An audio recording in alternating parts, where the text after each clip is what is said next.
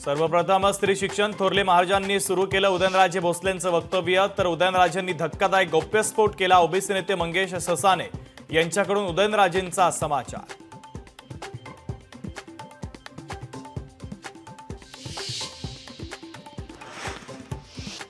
एवढे पैसे काय पुजायला ठेवलेत? उपमुख्यमंत्री अजित पवारांचा दीनानाथ मंगेशकर रुग्णालयाच्या अखर्चित 35 कोटी रुपयांच्या निधीसंदर्भात सवाल.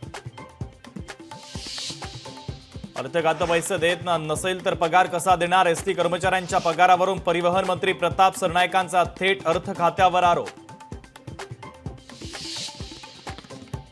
ईश्वरी बेसे मृत्यू प्रकरणी माता मृत्यू अन्वेषण समितीचा अहवाल आज देण्याची शक्यता, तर काँग्रेसचे प्रदेश अध्यक्ष हर्षवर्धन सपकाळ भिसे कुटुंबियांची घेणार भेट.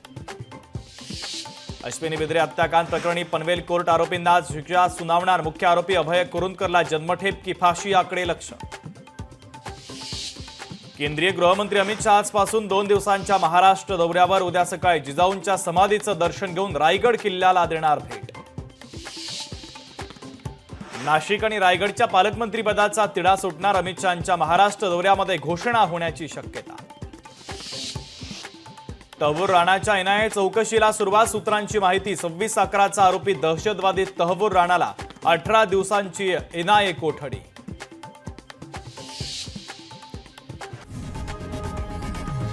लोकशाही मराठी ऐका, पहा, जागरूक रहा.